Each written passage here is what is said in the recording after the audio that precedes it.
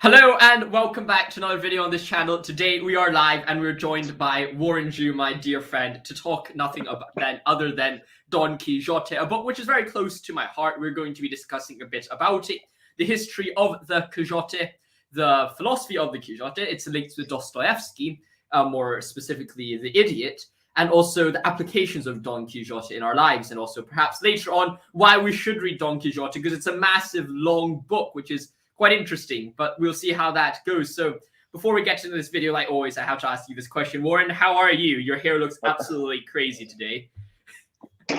I'm feeling quite good.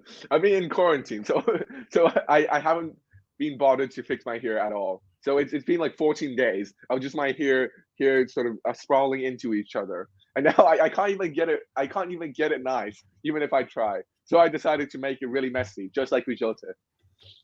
I think that is a very interesting place to start off with, because of course we always like talking about Don Quixote, its implications, and perhaps one of the biggest questions when it comes to Don Quixote is exactly how you're meant to interpret it, because of course Don Quixote has been interpreted in so many different forms over the years, and it's very difficult to pinpoint exactly what is the correct way to look at it. Some people look at it purely as comedy, some people look at it as purely as a bit of a philosophical work, and of course there's the first part of the Quixote and the second part of the Quixote, and perhaps they can be juxtaposed a bit. You go more from the pure perhaps comedy, which I don't necessarily like that interpretation, to the pure or deeper philosophical discussions. There's a very big, broad discussion about the history of the Quixote. And is there any places where you want to start off with, or anywhere you want to? Well, actually, I'm interested in the distinction between the first part of the Quixote and the second part of the Quixote, because although we're talking about Don Quixote, I actually haven't read the book. I've listened to the first 15% of the book on Audible, and that's all I've done to prepare for the episode. So can you explain? I think it's good because the listener, I'm guessing a listener might not have read Quixote either. So can you explain the first and the second part? Mm-hmm. Well, I think that the first and the second part of Don Quixote are perhaps separated in this sense, where the first part, I mean, both of them are similar in the sense that they follow the same storyline. But also, at the same time, what we notice is that in the first part, we see him just entering the world, entering this world of plain knighthood, perhaps, if that's how you want to look at it, pretending to be a knight. And in the second part, he goes beyond that. And of course, it's not necessarily going beyond that in the sense that he suddenly stopped being stopped being a knight or anything like that. But it's more so the case that is from a different perspective that they approach. It is more of a perspective of the Duchess and the Duke when they're looking at it. And that's perhaps a different discussion of the Quixote. And in fact, if you're looking at Don Quixote and the history of Don Quixote, when they're writing the second part, there's actually someone else who wrote another one saying that this is the correct Don Quixote, who wasn't actually Cervantes. And there's a lot of fraudulent copies going around. So you could suggest that when Cervantes was writing the Don Quixote, or at least the second part of Don Quixote, there's this discussion about perhaps the fact that there's actually another book going on, which is giving a fraudulent account of Don Quixote. So what Cervantes is doing in this discussion is trying to approach the situation as if it is an actual history. And when he writes it, he's like, well, I saw a different person writing like this. I saw this account here. And that happens also in the first part, when after a certain part, I think it's when he meets the knight and the princess, and then they lose the battle to the princess or the princess's soldiers, or wins the battle. Essentially, it stops halfway through the account, and there's like, well, I don't know about what goes on afterwards. And then they suddenly return and say, well, oh, but then I read another source. So there's a lot of different perspectives in Don Quixote. And of course, that definitely changes across the time. So it seems like the tale of Don Quixote is quite, I guess, self-consciously fictional, in the sense that, at least from where I read at the start, there's sort of this author's preface about how he wrote the story and everything like that. How do you think should a new reader approach the book? How much is it tethered to its history, and how much can it be seen as a separate tome, and how much should we care that it has a self-conscious fictionality involved in it? I think that this is a very interesting question. It's very difficult to understand exactly what perspective do you approach Don Quixote, because I think that this usage of like kind of this metafictional kind of idea is definitely something which is very, very interesting, because in most novels you approach them and they're like, you know that while they're fiction, they don't accept itself as fiction. but perhaps what the writer does here is that while he doesn't necessarily fully accept that it's fictional, he presents it as if it is history, and that's something you also find in Lord of the Rings, where he's trying to create perhaps a history of, or a mythology of England, which is perhaps lacking, and in some sense it is this tone of the non-omniscient author, which is something which is wrestled with, which casts further doubt both on the story itself and also on the author, which I think is a device which is quite interesting to be used by the reader. And I don't think there's a set way of understanding it, perhaps purely or fully. Yeah, actually, what I also find very interesting is it is these works which are almost mythologies that are created, which become real and realized inside reality, in the sense that you have Lord of the Rings, and although it's a fictional account, it has such a large impact in the world, in the same way that Don Quixote and also Virgil's Aeneid has such a large impact, even though it's intentionally fictional. Somehow the narrative can coincide with reality, even when you know that it is somehow. I guess what I'm trying to say is somehow, even though we know that Don Quixote is fiction, when we're reading it, it still feels incredibly real to us for some reason. I definitely think that's true, and I think when we're discussing or actually reading just novels in general, is precisely the balance for that impact on our lives, and I think that it is precisely this generational impact, if that's how one could call it, which precisely demonstrates the strength or the weaknesses of a certain work. For example, the strengths of Tolkien not only is the individual work, the beauty, but also its influence on society, and I think that perhaps there is very little books apart from Quixote which really started a change in the history or the discussion of the book, and that's very important, or something that we can definitely take into consideration. Yeah, and perhaps another really interesting thing is that sometimes it seems like we have to do violence to the facts in order to create a good story, and once you create that good story, almost the story feels more real than what actually happens. Because as you know, recently I've been watching a lot of movies to kill time in the very anxious times of college application. And what I realized, because I've been watching a ton of biopics of all kinds of people, is that it almost never coincides with reality. But when you're watching the picture, what the movie is presenting feels much real than what actually happens in real life. So somehow our idea of realness can be exploited and calibrated. It doesn't correspond with what actually happens, statements of fact. And I think this links very well with Quixote, because Quixote also mixes fiction and fact, and turns fiction into fact, makes fiction reality for him. And I guess the question is this something that's special to Quixote, that he's in his delusional world of knights, or is there a larger allegory that the book is about, where we are all Quixote inside our own worlds? I think that what you're asking is a very interesting question, and perhaps what we are looking at when we are indeed discussing this situation is precisely the question of how exactly are we meant to interpret Quixote? Because, of course, as I've said before, it has been interpreted in multiple different forms. In Dostoevsky's perhaps interpretation of it, in one of his letters, he writes that there is no more Christian work than the Quixote, which is a very interesting thing, because it's kind of curious about how strong, or at least how much, Cervantes was a Christian. Of course, he probably had the theistic inclination, but the role of Christianity isn't very clear, at least in Quixote, if you read it from a completely literal sense, because you have the curate, the priest, who arguably has a somewhat dodgy nature to him, and it's kind of a double-edged thing. It's not the reverence you see for Zosima in perhaps the Brothers Karamazov. So the idea of it being a purely or a beautiful Christian work perhaps is interesting in interpretation of Quixote, and perhaps it represents the fact that we all are, as you said, a tragic kind of figure in some sense, that we all have ideals which may be right or may be incorrect, and that we act in a very absurd way towards those ideals and the application of those ideals in our lives. And perhaps there's also that question between the pragmatism and the application in life, because, of course, in the introduction, I think, the prelogue, I think, Cervantes writes, and I wonder if I could find you the actual quote in Spanish, but something along the lines of you could look at all these smart people since the beginning of time, and then they always talk a lot about, well, oh, there is, you know, so much about this certain thing, you know so much about these philosophers. They write a lot about these philosophers to make everyone think they're so smart when they're actually really stupid. For example, I was watching this debate recently and someone was just quoting all these philosophers, and you're like, you haven't made any arguments apart from saying this philosopher said this and this philosopher said that. And I think I found the quote in Spanish.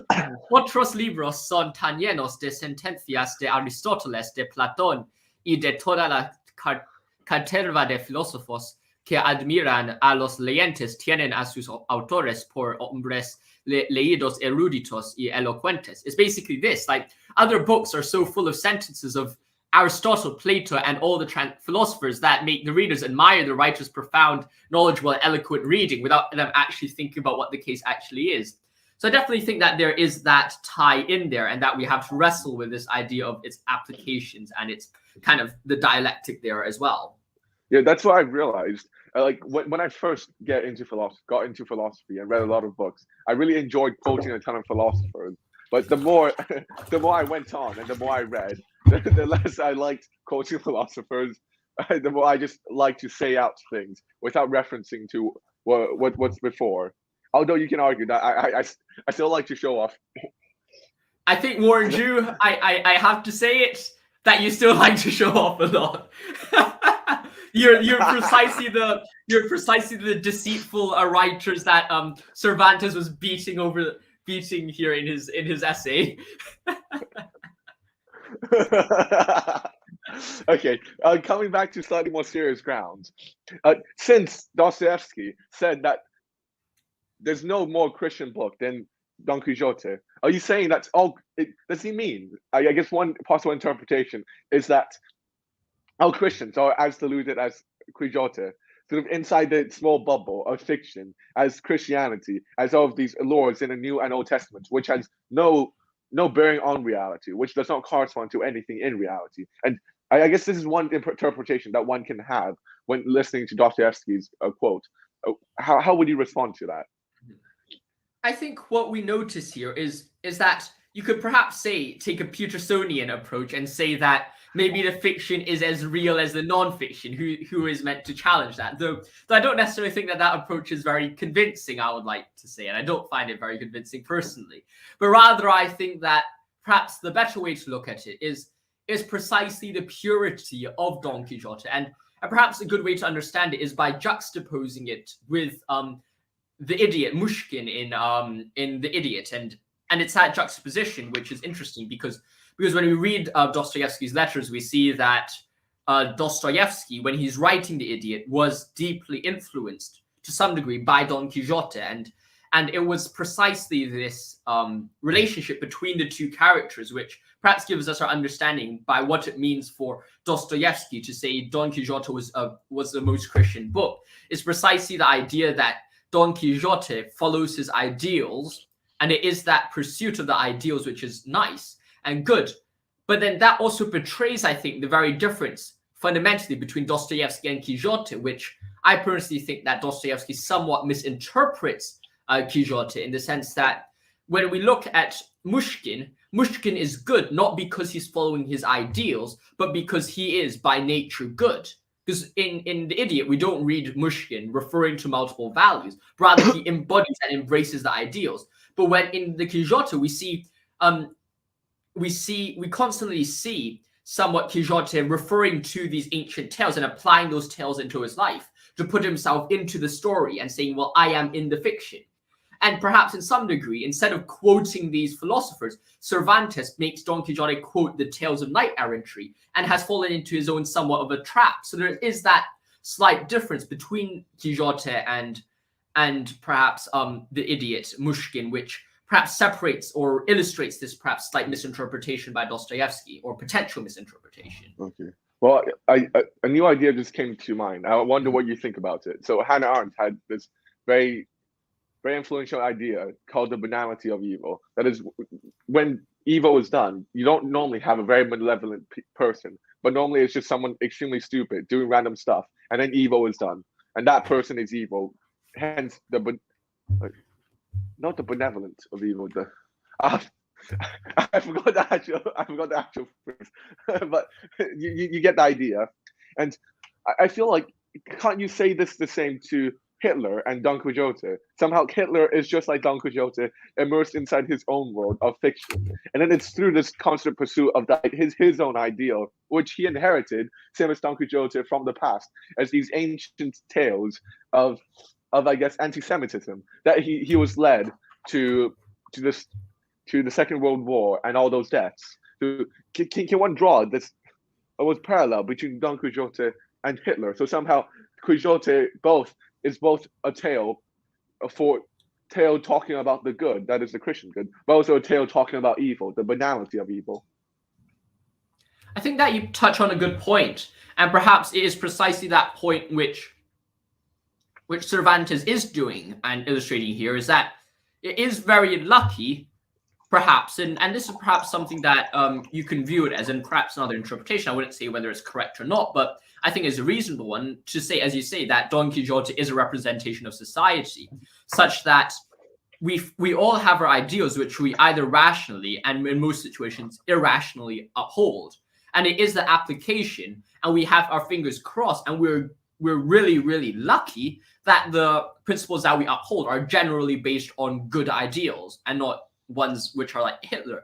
But you could see very similarly that they could have very easily gone very wrong. So I think that is perhaps a very reasonable interpretation of the Quixote, and perhaps can be taken to a further extreme, as I've just said, in society as a whole. Okay. Well, to carry on the spirit of us trying to apply it to reality, how do you think can one escape from this Quixotean, I guess, decadent romanticism, where you're completely entrapped inside your own myth, and to almost look at yourself and to correct the own world that you're trapped in? Or do you think it's a desirable thing to get out of this quixotic state? So I guess there's two questions here. One is, what's your moral assessment of Quixote? Is he a good figure, a bad figure, a figure that we want to emulate, or one that we want to escape from? And what is the antidote to the Quixotean state of, I guess, ideological enmeshment? I think perhaps this is where Dostoevsky's genius comes in, and I think it is the balance between Quixote and The Idiot where we find the true answer to the solution to this problem. So I don't think it is correct to dismiss prima facie this Quixotean state, because I think most of society works on this. And especially this is what we say when it comes to things of existential significance. What I mean by existential significance is that most of the times we act based on a standard which is not necessarily based on any reason, but rather we accept it via some sense of Kierkegaardian leap of faith, for example. And it could be religion, which is your existential significance, or for the atheist, it might be other things like alcohol or other things which are accepted by no reason at all, but rather they just do it because. And you could say, well, is that good? Is that bad? I mean, I think we could establish that either way you go, it is at the heart of the human condition to accept these things of existential significance without thinking much about. And perhaps this is what we were developing previously, that the default human position is the Quixotic state. But rather, in order to go beyond it, perhaps, is to precisely question your existential significance or your existential foundation and say, well, is that a rational and applicable one in our lives? And it is via questioning it and testing it against the calling of responsibility, perhaps, that allows you to escape it, not necessarily to change it, but rather to have a more profound understanding of it. And that might be a better solution. I kind of want to challenge you here. So what I take your answer to be is that what we should do to reflect on the things that we take as our existential significance is to listen to the calling of responsibility, and in such a way to reflect on whether this corresponds to the calling of responsibility. But for me, this seems slightly paradoxical, because it seems that what we find existentially significant is exactly that which constructs out the calling of responsibility within us.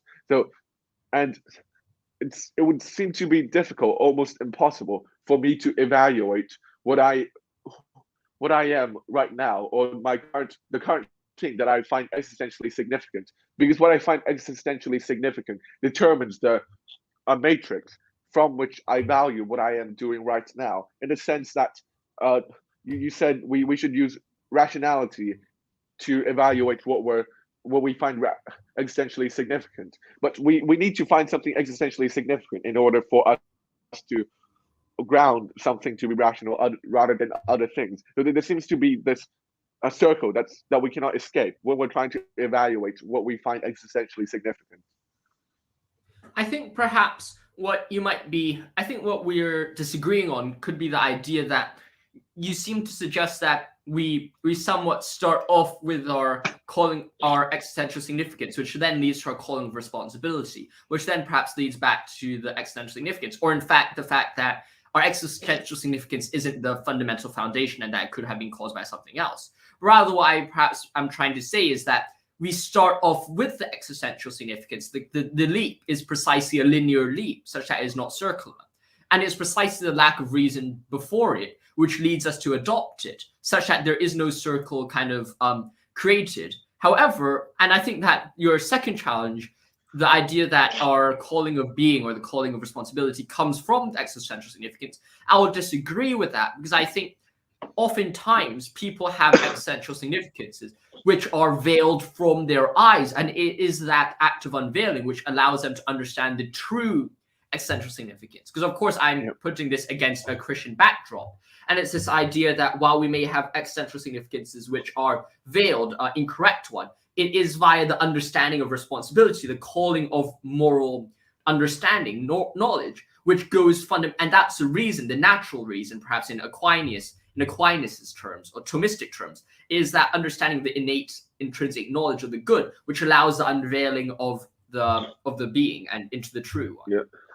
Well, I guess then the question would be, and this may be my fundamental objection, that how can we know that which we find to be the innate good is actually the innate good? So how can we go from I find it so to it really is so? How can I almost verify that it is the real deal?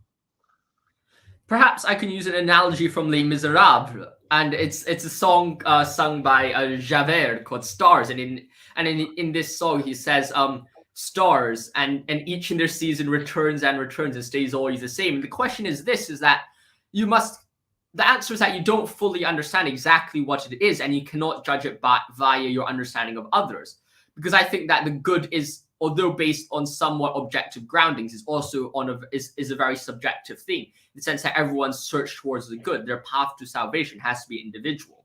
And I think that that's a great Christian invention. However, in order to understand it, while we may not know definitively that it is good, the act of life is itself a constant questioning of the good and a constant wrestling with the burden of the good. And via constantly wrestling, that act would allow us to understand the good more and understand the depth more, such that we can correct any misconceptions. And while we may never reach the bottom, it is that constant act of fighting, that struggling, which is the most important thing. Because, for example, the idea of Israel, he who wrestles with God, the same idea is that Israel doesn't stop being Israel when he stops fighting or wrestling with the being of God in the Genesis. He continues being Israel for multiple generations afterwards. And in the same way, it is precisely that relationship. We constantly wrestle till the day we die. And it is that struggle which allows us to further our understanding of the good. Could one even say that it is the very wrestling with God that is the good? So it is the constant wrestling and the constant questioning of who I am right now, and whether my the thing that I find existentially significant is really significant, that I become good. So the good is a process rather than the end goal. So it's a constant digging that has no end, and it's in the act of digging that you get the good. But would you agree with sort of this interpretation? Mm-hmm. I think that is true. I think that that's a very interesting interpretation, and I think your questioning of who am I is a very, very interesting question, because I was reading an interpretation which juxtaposes Quixote and Mushkin, and it says that Quixote asks the question of who am I, but then the idiot asks the question am I, and it's a deeper question to some degree. It's who am I is a question of, well, what exactly is my goal? What exactly not what exactly is my goal, but rather what exactly am I meant to be? For example, Quixote is wrestling with his nature as the random uncle who's living in La Mancha, but then he also wants to live a life of knight errantry, which he sees in the books and in fiction. And then he's questioning, well, who exactly am I? But perhaps the deeper question is the one question by Mushkin. He fundamentally knows who he is, but he just doesn't exactly know what his place is in the world. And in the fact that he's trying to do good doesn't necessarily achieve any good, or not necessarily achieve any good, but rather he doesn't necessarily lead to the perfect outcomes, at least in the world. And there's that constant kind of self-denial in relation to the world, despite doing what he seems as good, which is fundamentally, I think, a deeper question, perhaps. And there's that wrestling between the two levels of questioning. I haven't illustrated this the best, but perhaps that's somewhere where we can start. Yeah, I kind of want to ask you to clarify the difference between this "who am I" and the "am I," because it does seem that to know who I am is also to know my place in the world. So when you said that Mushkin doesn't know his place in the world, I don't really understand what you mean, because he simultaneously knows who he is whilst questioning the being of himself. And you said that his questioning of the being of himself is his not finding his own place in the world. Whereas, from how I understand it, in order to understand who I am, I already have to understand who I am in relationship to other people, because I'm somehow defined by other in this Sartrean way also. Perhaps this way to look at it is kind of like a orange. When you peel the "who am I" is like peeling the layers off the orange, and then you reach the fruit of the orange, and you're like, well, that's the question of am I. By answering am I, you also understand who am I. But to answer the question of who am I is itself only a superficial questioning, perhaps. And perhaps what Mushkin does has gone beyond the question of who am I. He understands perhaps he understands what is good or what necessarily is his place, but he is further questioning exactly what he's meant to do in relationship to his place or in relationship to his world. And perhaps that is and of course they're somewhat tied up, and I agree with you that kind of discussion, though I do think that there's a fundamental perhaps difference between the two, between discussing who am I and, well, am I this person, or am I Mm-hmm. I think I've gone to the edge of my own thinking here, perhaps. Yeah. I think we should clarify this. This is a very interesting discussion. I was trying to fit it with the scheme of there's a watchness of something, but also sort of the being of something. So, for example, the watchness of me is that I have ridiculous hair. I have glasses. I don't know. I'm incredibly intelligent. I'm very knowledgeable, very handsome. All of these. That's the whatness of Warren Zhu. But then there's also the being of Warren Zhu, which is what kind of a person Warren Zhu is. Well, I guess what we're trying to say here is that there is almost another level on top of the being of Warren Zhu, of who I am and the kind of person I am, the mode of being that I am engaging in, whether I am loving, whether I am disgusting, all of these. And there's this mode on top. And I guess, would you agree that we're trying to investigate the mode above the mode of being? And I'm just wondering, how would you think? What do you think goes beyond being here? It seems it may be something theological, or I'm not sure. I think perhaps this is precisely that which is theological. It is, and perhaps that the difference between being and this perhaps Mushkin-like questioning is precisely that this Mushkin-like questioning is a state where, like, you're questioning God itself in some degree, not in the bad sense, but rather saying, well, I've done all that is good. What can I do more? And it is this constant questioning of, like, well, I've already done everything I can, but it still fails. What am I meant to do now? And perhaps this is... Or is it almost a despair at the good, the questioning of my own, the being of myself? Or it's not the questioning of my specific being, but the questioning of being as such. or whether I am meant to be at all, or something similar to that. Indeed, I think that is perhaps one of the. I think that's perhaps an interesting question. I think that is one of the facets of this further questioning, because one thing which we can differentiate between Quixote and Mushkin is precisely the idea that Mushkin is not idiotic, he's not ridiculous. Don Quixote is purposely written to be somewhat ridiculous, but Mushkin is not. Like, while he does come off in some of a ridiculous nature, he is not intrinsically ridiculous, and he's only ridiculous because of societal standards, not because he is ridiculous in himself. And in the same way, perhaps what is occurring here is precisely the idea that Mushkin, as you say, is indeed asking that further question about, well, what exactly is my role after I've done all my things, or not necessarily my role, but what exactly is beyond all these things. And perhaps is that questioning of itself the good itself, which is at the core of the question. And I think that this is the tension that Dostoevsky is trying to create, is that, like, what if good leads to evil? Or what if good has no solution apart from evil? And you could put that against a theological state, perhaps, and say, well, what if Christ's sacrifice has no great significance from it? Not necessarily because the sacrifice itself isn't significant, but rather that even if Christ's sacrifice, not a lot of people actually are receptive of that good. Mm-hmm. So it's almost a questioning of not only myself, but everything that is within my world. A questioning of maybe the fairness, the order of the world, whether there's really an order there. And that's the questioning of I am, rather than the questioning of who I am. Or would that be a good, because I feel like you get this in college applications. It's like after you send out all of your applications, I think you begin this almost questioning of I am after receiving rejection upon rejection. I think we could be lucky and say we haven't received that many rejections yet, but rather it's purely just a waiting time, and we've been spared the angst of the rejection so far. Or maybe I think I did it.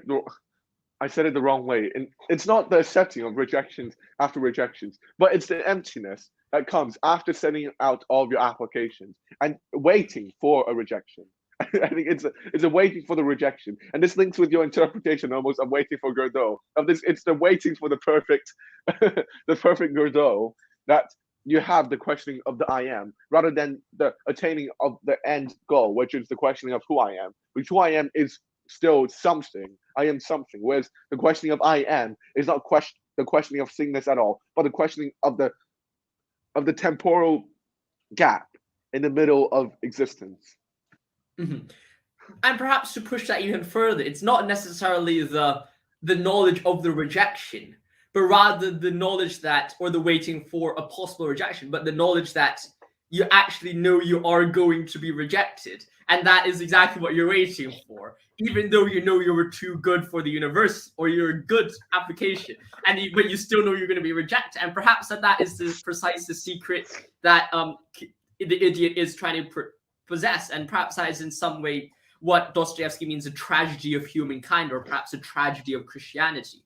That is precisely part of the struggle, where you know that you're going to fail, and you're waiting for the failure, but at the same time you still have to do the good. And that's perhaps the burden in Christianity, and perhaps the despairiness of when Christ dies on the cross. You see the darkness and the earthquake is precisely the fact that God does everything he could as the good, but still knows and is waiting, despite knowing that the rejection, the evil, is going to come from the good. Mm-hmm. So it's almost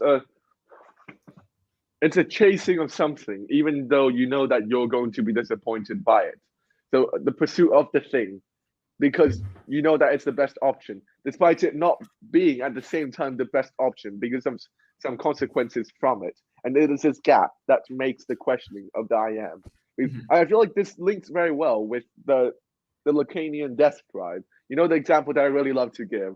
You have the gorilla, and the gorilla mates another gorilla, a female gorilla, and then the female gorilla rejects the male gorilla. I think it's chimpanzee, but I'll just say gorilla. Then the male gorilla just goes to a lesser female gorilla. But it's not the same for human males. You constantly pursue the female, even though you know that there won't be any fruition.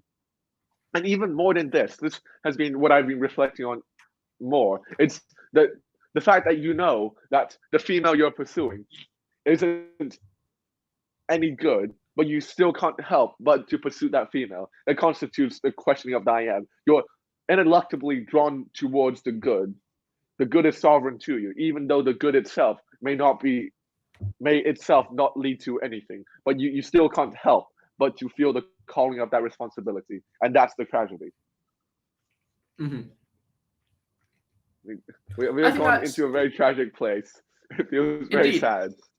I think that is precisely the question, or the Christian question that is being asked here, is that you can choose to do bad or evil, and it will not lead to evil, or it will not lead to tragedy. But the question is, and that's the challenge, the Christian challenge perhaps is this, is that are you going to do the good despite knowing that it may cause even further evil? And will you do that good despite that evil that it may cause? And that is exactly the Christian question at the heart of The Idiot and the Christian narrative. Would you say that under this interpretation, it would be that somehow the world is not ordered in such a way that you can have the good, but rather, I feel like we're going, this is more Gnostic than properly Christian, this interpretation. Somehow there's evil already in good, and you can never go into the full good. Or is the full good itself already evil? I'm not sure how would you square a God that is good with the goodness of being, or the goodness of being in non-theological terms, with this interpretation of this evil that comes with the good, which leads to the questioning of the I am. I think it is this. It's that God, despite being wholly good, ultimately has a result in evil. Not necessarily to say that God causes the evil, or that God is not good, but rather it is precisely the calling of God, despite doing all the good, that it is the tragedy of human condition which leads to the evil, such that there is kind of that dialectic which is fighting constantly in the idea that the good is incompatible, not necessarily incompatible, but is at odds with the tragedy of humankind, the freedom of humankind, the despotism in Dostoevsky's works. And it's precisely when you combine the two together, which says you have to do the good, humans have the opportunity to choose the good. But despite choosing to do the good, most people choose not to. And when those two things collide, choosing to do the good ultimately is only emphasized by evil, or is met by evil and further evil, and it provides further opportunity for evil to occur. I'm still quite confused. Where does the evil originate here? Does it originate in freedom? And if it originates in freedom, does freedom generate more good than evil? Or can you even weigh good and evil on a scale? I would say that it's impossible to weigh good and evil on the scale. And perhaps what we're trying to look at here is the idea that you start off with humans being free, and humans being free is itself the tragedy, perhaps. And that humans have the choice to do either good or have a choice to do evil. And when they're put together, and you say, well, some humans are doing good, that good, humans doing good, most commonly lead to people abusing the good of the humans, which leads to more evil. For example, the Mushkin in Dostoevsky's The Idiot precisely leads to more evil despite being good. And that's the dialectic that Dostoevsky is struggling with. The idea that Christ comes down to earth to give a full example of the good. But despite coming to earth, he doesn't change so much because so many people reject him. And even people who claim to be following him do not actually follow him. And that is itself a tragedy. And it is that struggling between following Christ and not following Christ, which is at the heart of the human dilemma. And by following Christ, oftentimes it leads to further evil because it just leads people to abuse the people even more, the people doing good. Then why the hell should we follow Christ? That's the question. Because precisely it is that choice of doing good which makes it worthwhile. And that's why I say that the road to salvation has to be, in its end, individualistic. It cannot be the crowd. And this is the Kierkegaardian idea that the crowd is untruth, is that everyone's struggle for the good has to come via individualistic way. And when we Chupa-Chung. Sorry, no, my nose really feels really uncomfortable. It's really blocked. So I'm no worries. And when we overcome, and it is precise that choosing of the good that we have to embark on this journey, like Mushkin, despite its possible outcomes. Okay, so, well, again, we come back to the same question. What do you mean then by this pursuing of the good? To put it down to the practical level from the metaphysical. It's good for us to talk about how we should follow the good despite all the evil it can create. But how can we identify what the good is because everything we do creates evil and also creates some good, I'm guessing. Well, I think it is by struggling with that calling of responsibility and constantly struggling with oneself again and again, which constitutes of how we're meant to figure out what exactly is good.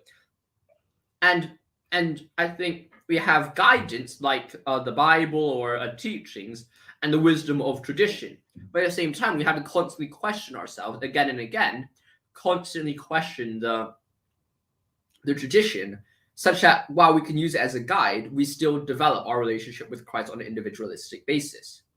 Though I have to admit, what I've just said probably would come off as quite heretical to some people. And they might not like me too much, but I think that is the best way to look at it. Well, the more cynical view is, why should he listen to the guide, or why should he listen to? Because isn't this the same question that Don Quixote is struggling through? Don Quixote is almost too enmeshed in a certain tradition that he fails to perceive reality because tradition blinds him, history blinds him. And in the same way, how can we have a proper relationship to history when we're constantly questioning and we're not settling for anything? And another question is, how does this constant questioning lead to any evil? It doesn't seem to be that this constant questioning would lead to evil if that is the good. It seems like it would only be a thing that is a net gain. Perhaps the answer is this: is that it's not the questioning which leads to evil. It is the application of that questioning in our lives which leads to evil, when we actually achieve the good. And perhaps, to take this further, is to say this, is that the good, I think, is something which has to be struggled with and wrestled with. And the difference between Don Quixote and the good is precisely that the good is individualistic, whereas the story is universal. And that by approaching it in an individualistic way, such that it goes from the external into the internal, which is the most important thing. Whereas in Don Quixote, he's trying to put himself into the tradition instead of the other way around, and letting the tradition guide him. And there's perhaps a different way in order to put this around. Okay. So it's the application of the process of questioning into our actual lives that creates evil. It's definitionally the question I think many would ask when they hear your definition of the good is, why the hell do you call it good if it results in net evil? Because that's the consequentialist trap, I think, is that by doing the good, we give the opportunity and the role models for other people to choose good. And it is precisely that opportunity which is also perhaps good as well. But rather, people most of the times, instead of using that opportunity to do good, they use that opportunity to do evil, and such that they abuse the opportunities arisen to them. And it's kind of like that situation where people start complaining on socialist websites, say, well, oh, the other people learn so much, they earn so much money. Like they get all the opportunities in front of them. It's like the Princeton girls like complaining about, oh, the system is so rigged against poor people, or it's so rigged against certain people, and certain people get rich. Like you have a whole load of opportunities ahead of you at Princeton. Stop complaining about the situation. Why do I see the next story you post is a video of you like drinking and going out to party? Like if you wanted to be as successful as everyone else, stop partying and work hard. Like the very fact of them complaining against the good, their act of evil against the good in front of them, precisely points towards the good, even though they fundamentally do it in an evil way. I hope that makes sense. I'm not sure if it makes sense. Okay, because I guess there's almost a terminological confusion here, or conceptual confusion of what I think of as the evil and what you think of as evil. Because what I think of as evil is something that's as bad qualitatively as the good is good.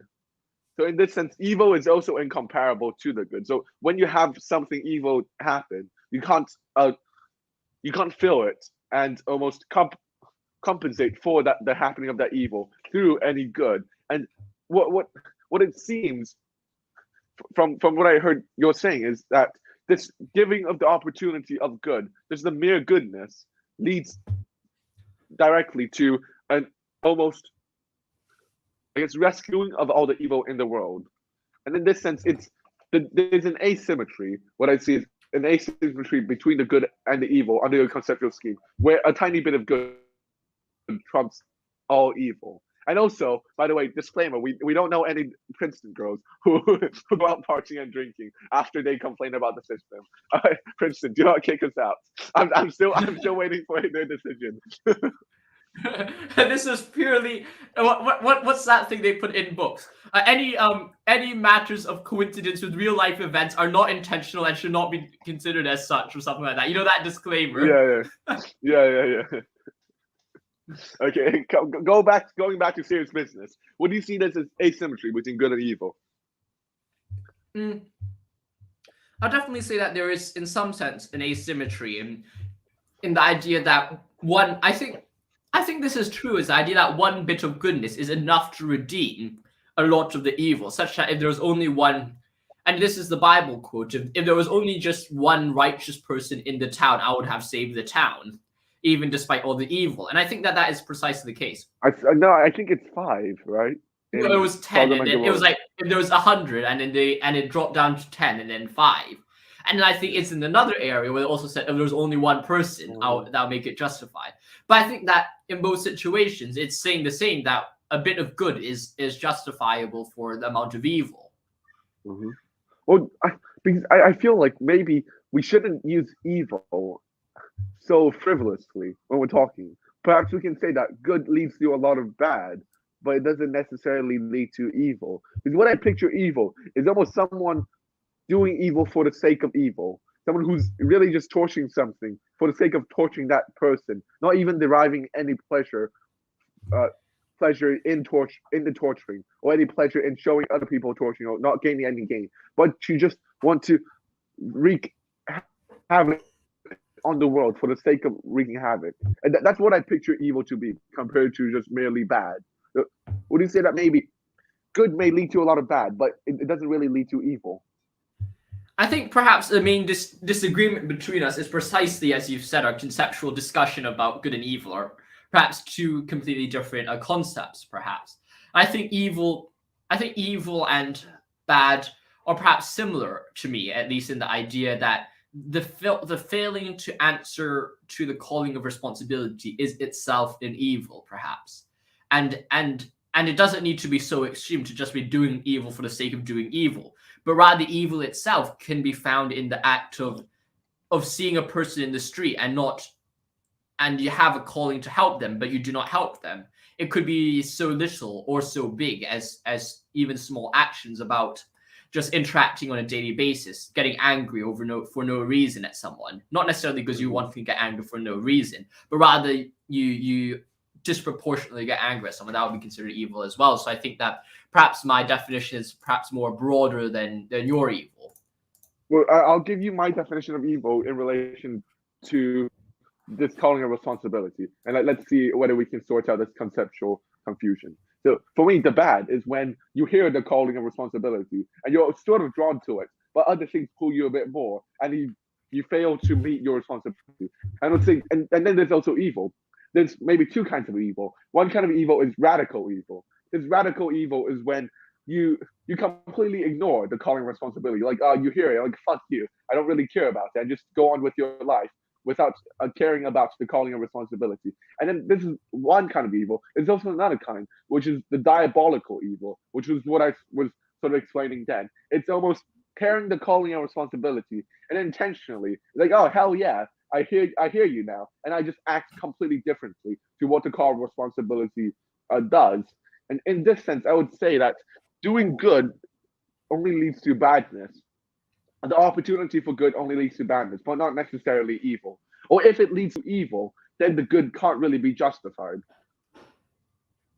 Well, I think that what we're perhaps disagreeing here is precisely the idea that while I think what we mean by causing evil might be a bit different, because I don't think it necessarily causes evil in the sense that it directly causes evil, but rather it leads to opportunities which ultimately are met with evil instead of good, even though those opportunities could have been received with good instead. Okay. So, for example, if I kind of was very open to helping and supporting certain activities within Shaftesbury House, for example, and then in response to this, someone just went along and then just started to do nothing because they know I'll carry them anyways. That is an opportunity which leads to evil, and it has been done by evil. But rather, if I do good, that leaves more opportunities for other people to take, and them also to take responsibility. So that there's that dual aspect. And that's exactly what happened in The Idiot. By doing good, Mushkin allows for other people to do good as well, or at least reflect on him and use him as a role model. But it's precisely him doing good which leads him to be abused by other people and taken advantage of. So I think that there's that dual aspect.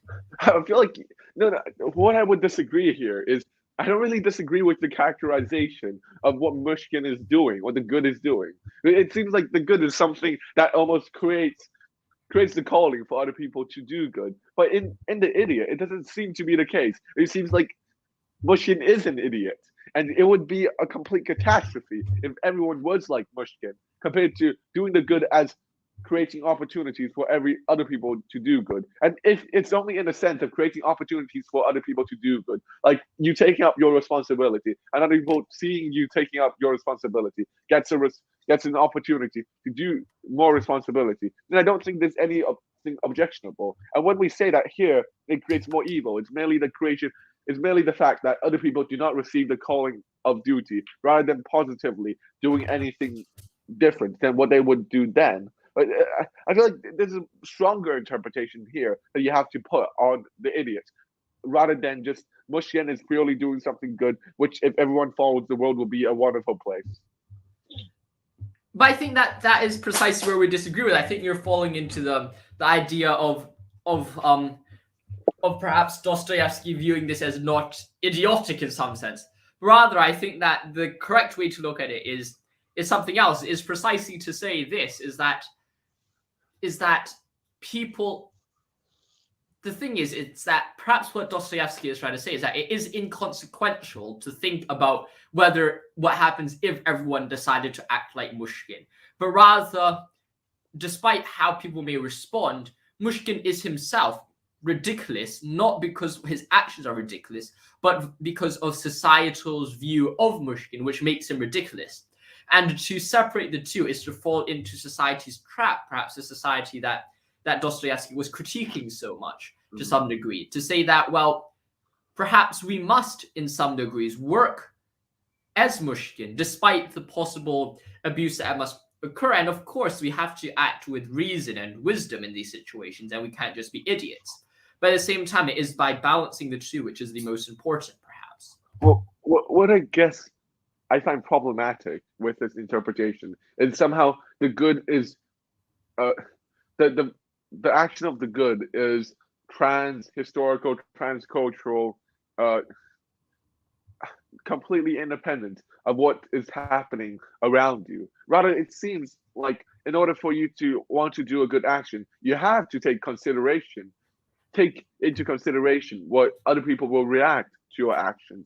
and how society will receive it. So I don't really like this interpretation of it is everything bad is the society, and you should just do whatever you want then. And if the society doesn't take up, then let it be like that. They just didn't take up the opportunity to do good. Instead, it does seem that the very act of doing good takes into consideration the badness of society and tries through giving society opportunities which they may in fact take up rather than opportunities that they will not take up, improve the net good in the society. I'll disagree with you on this because I think that perhaps what we're seeing here is two different kind of modes or two different forms of discussion. Because what I'm trying to say here is not necessarily the idea that we should just completely ignore what is being done, but rather I think that the call of responsibility itself changes in each society. But even if you did follow the call of responsibility to every single extreme, oftentimes the calling of responsibility will lead you to situations, the calling of the good will lead you to situations where it still leads to negative effects. And it's precisely that despite of those negative effects, you continue still fighting for that good, which is the most important thing. Perhaps that's the difference between the two ideas. Mm-hmm. Yeah, I guess my conception would be that the calling of the good, if it's a real calling, would adapt to the situation at hand. And what it does is there was this Aristotelian phronesis where you react to the context and does the appropriate thing in the context rather than something that is completely unreasonable under the situation. Like, for example, the famous Kantian scenario of lying to a murderer in order to save your neighbor. Well, I'm not sure. Wait, did you finish what you're saying? Like you like this is exactly what I was thinking. I wasn't fully sure about your tone. Like you're like lying to your neighbor. I wasn't sure if you were finished with your sentence. Okay. But rather, I think I'll try to end in a down right now later. Yes. I think perhaps the answer is this: is that actions itself are to some sense. I'm not sure. Perhaps actions are themselves in some sense good, in the sense that, yes, you shouldn't be fully ignorant of the consequences of your actions. But at the same time, we shouldn't, like, the consequences aren't always bad. Like, if you have a full situation where the consequences aren't fully bad, you can conceive of a situation where you actually have actual good things to come out of it.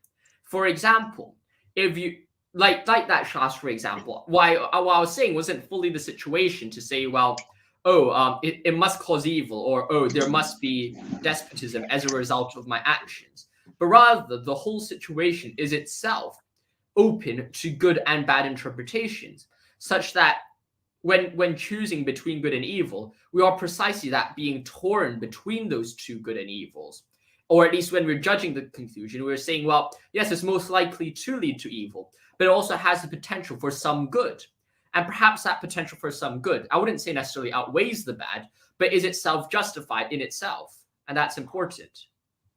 So then where does the evil come from? Does the evil arise out of the good or the opportunity to do good?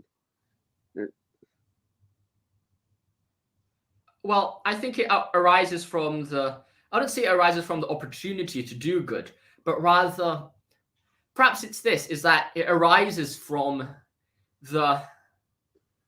how would I say? It arises from, when we're judging the actions, I don't want to say that we're not focusing on its consequences, because I think that we have to take into consideration some sense of the consequences of our actions. But at the same time, despite that, when we're discussing good and evil, instead of taking it fully out of its consequences, what we have to say is that we have to do right, or at least follow the calling of responsibility.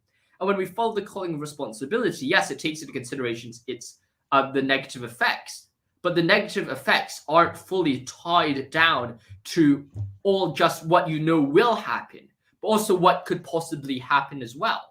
And when Mushkin looks at the situation, perhaps he doesn't fully understand the fact that people will abuse him, and that might be one of his flaws.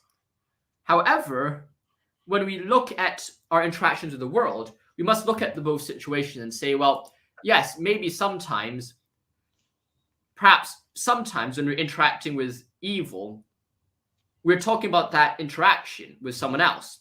And we look at someone else and say, well, that person may respond to us in a different form.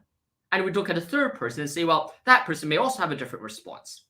We have to judge every single person's response. And while they all might respond with evil, there's also potential that your good action may act as a role model or actually as a model for them to do good and follow you. So I don't think there's necessarily a direct tie between the two to say, well, oh, just that it leads to a majority evil, that it's suddenly all bad, your action is bad. You can take into consideration that the fact that it most likely would lead to evil, but that isn't the full picture of the situation. Okay. Because there's a potential. I think there's maybe two different conceptions of leading to evil that we're mixing together here. One type of leading to evil is just really leading to something bad happening. Like Mushkin, one scene I remember is that he goes to a party and he just smashes everything accidentally. That's one type of trying to do the good and leading to evil. But there's also another type where it's I do the good, therefore I provide opportunities for other people to do the good and emulate them, and they fail to follow my example. Therefore, that's another type of evil. Of I act as a medium for the calling and responsibility, and they don't take up the calling. So there's almost a positive and negative aspect of leading to evil. And I just wondering, how does this scheme fit to what you're talking about right now? Well, I think that the question is perhaps the idea of, well, I think that in order to respond to this idea, one must separate those two. And I think you're very correct in the sense that we have to separate between the two because of course there's good intentioned people who accidentally lead to evil.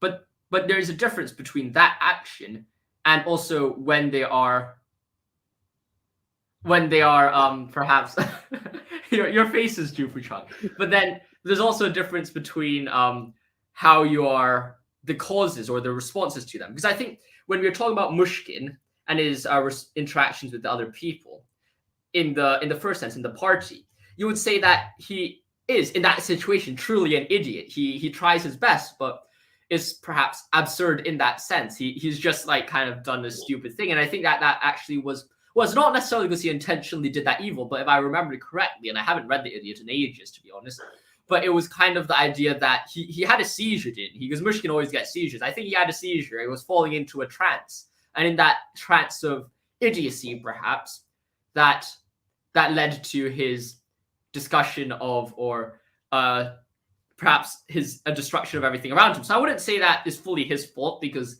he unfortunately had a seizure, which is generally an unfortunate thing. But perhaps that is a different category from what we're discussing here, because what we're discussing here is precisely that relationship between good and evil, which is more interesting, perhaps. Well, I think there's also another thing that we have to think about. You talked about how you have the seizure, and it's a very unfortunate thing. How does this account of good and evil square with natural evil, or the happening of different illnesses, diseases, contingent events that destroys everything, hurricanes, natural, I don't know, disasters, all of these? Are those evil? Are those indifferent? Or are those even good? Like opportunities for us to do good? Well, I wouldn't say they're necessarily good as in the intention of the good, but rather they are perhaps good acts in the sense that they provide opportunities. But now, do you want to talk a bit about what Danny says in the comment section right now? He says, "What's the question? Where does evil come from? Where does evil come from?" You're asking. I think. Do you remember what the question we actually started off when we started this discussion? Because I think we were talking a bit about Quixote, and then we started talking a bit more onto this side question of the good in the idiot, which is an interesting discussion, but I'm not necessarily sure exactly how we got here. But I think the question perhaps was the idea of, is the idiot actually a good character, and perhaps in perspective of how we're meant to interpret the idiot. Do you think that was a question which got us here? Yeah, and also it's also the problem of the relationship between good and evil. Mm-hmm. And perhaps the second thing he said was asking explanations for why evil or good occurs seems like a fruitless question if moral particularism is true. There's not going to be a theory or laws of what instantiates good and evil since they're not natural entities. You're treating good and evil like a physical. Okay, should we invite Danny onto the stream? I would disagree with what he's saying. That's what I was trying to steer Let's you let's off. invite. Should we invite Danny onto the stream first? Though? Okay. But that's what I was the treating of the good and evil. Okay, as, I'll put it in the comment section. Yeah, go ahead. the treating of good and evil as a physical entity is what I was trying to steer you away from. I think what we came to is that good is a process rather than a thing. But then I think what he said is interesting. Then what the hell is evil? Is evil also a process, or what is it, Josh? Okay, Josh is busy sending links. I posted on the chat and he said send the link, but I'm not sure whether he saw it. Hopefully he saw it. No, but I think what we're talking about is not a natural process. We're not talking about it as if it's an actual physical thing in the sense of natural entity. Rather, and we're not talking about it as a physical kind of interactionism kind of sense of mechanical causation. But rather what we're saying is that it leads to an opportunity which causes evil. And that's different, perhaps. So the good is. Hey Danny, how are you? Hey guys, how are you? I'm good. We have a third person joining our chat, weren't you? Give me a second. I have to turn off the other stream. All good. Good morning, guys. I know it's morning there, probably, right? Yeah, it's currently 3 in the afternoon. It's actually 5 in the afternoon. Can I come up? It's 5 in the afternoon. Yeah, you come through great. Oh, okay. It's like 3 a.m. here. Oh man, Okay. what are you doing at 3 a.m. in the morning? This is what I do for a living. Just a little bit about my background. I have a bachelor's degree in philosophy. I'm getting my master's degree in philosophy.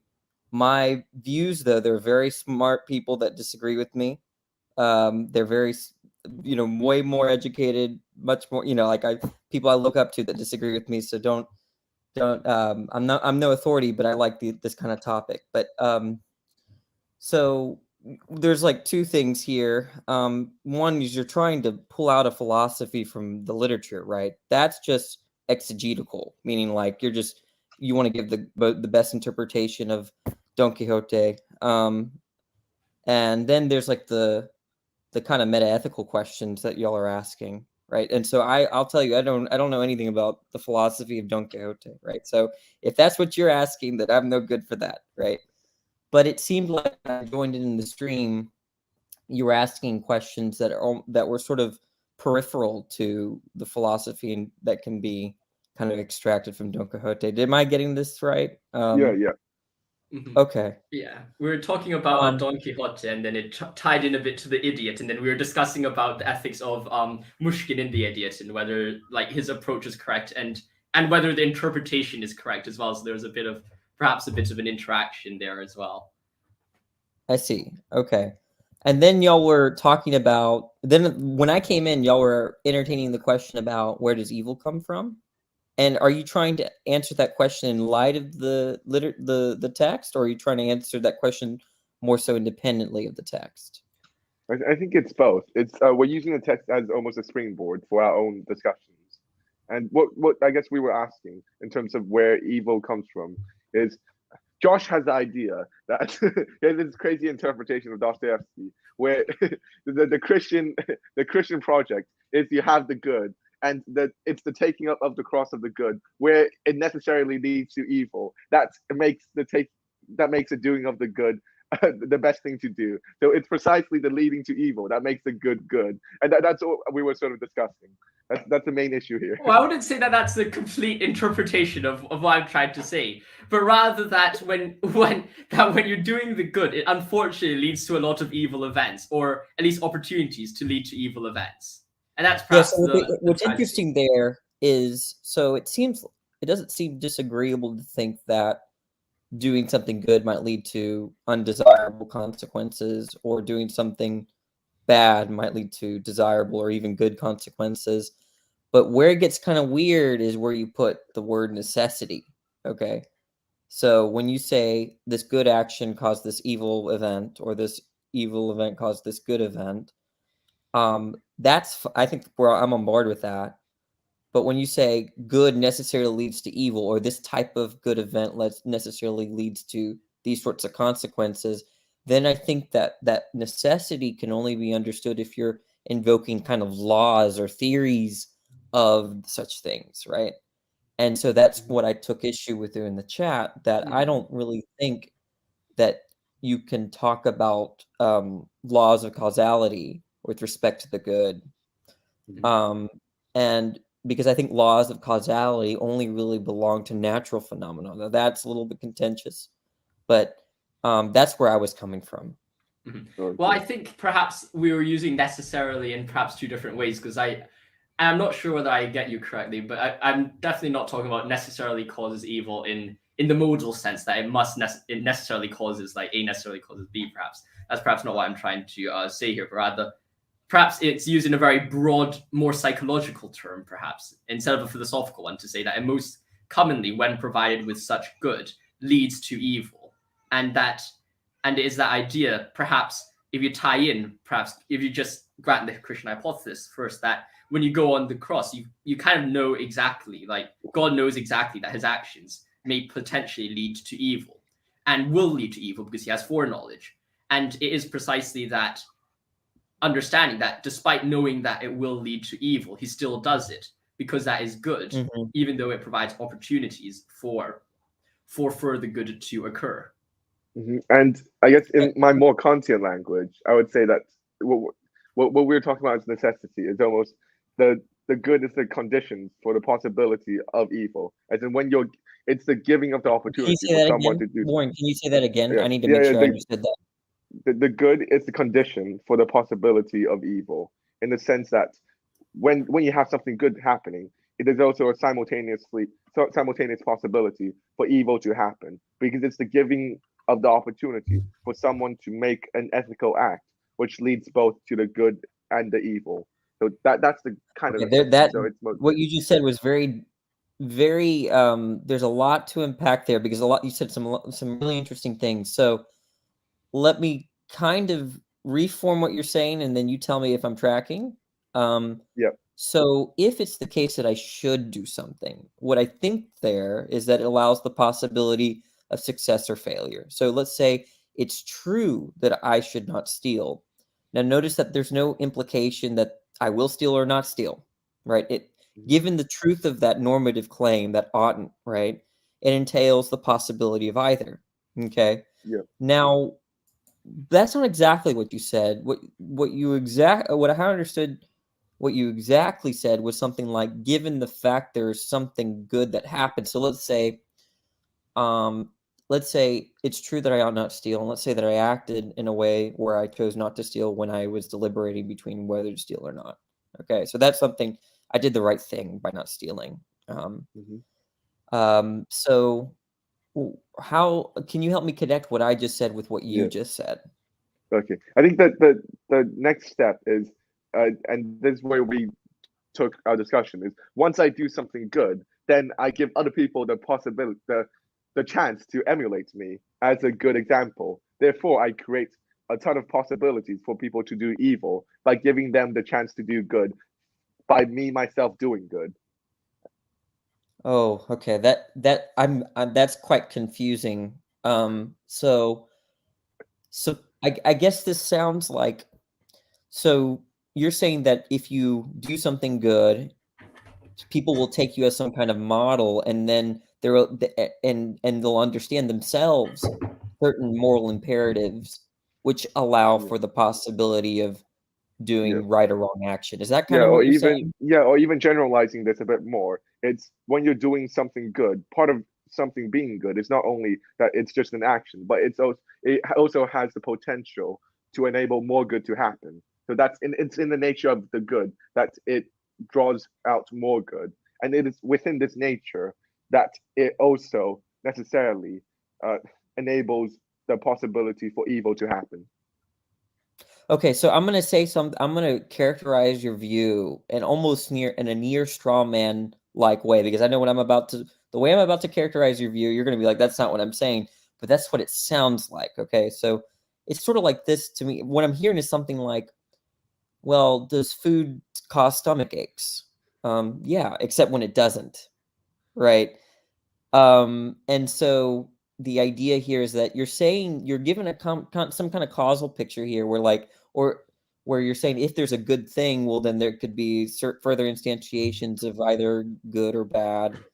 But we don't want to say something like, if there's good, well, that could instantiate some further good, except when it doesn't, right? Yeah. So I don't think you're trying to say that, but that's how it's coming across. Okay.